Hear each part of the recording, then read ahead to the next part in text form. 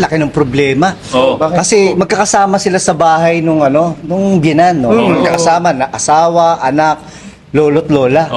Yung isang gabi, matutulog na sila. Sabi pa naman ng baby, nagsalita.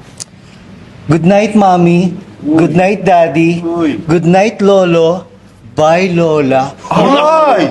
Bro, kinabukasan namatay yung lola. Nako! Oo. Sinasabi ng Eto babay. malupit. Oh. After 1 month, nagsalita na naman ng ganun yung baby. Sabi, good night, daddy. Good night, mommy. Bye, lola. Puta ka. Lolo, bay, lolo. Lolo.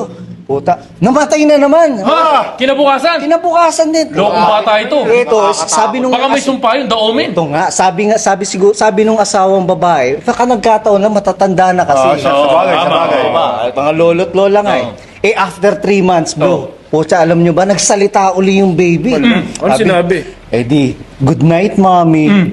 Bye, daddy. Ay! Teka. Pre, si Mick, grabe, sobrang na-stress. Na-anxious. Oo, puta, Stress, talagang siya. Hindi na niya alam ang gagawin niya eh. Oo, kasi baka siya Oo. susunod eh. Oo. Kasi may pattern eh. Tama na. Kinabukasan, eto na. Alam niyo ba kung ano nangyari? Ano nangyari? Namatay yung driver.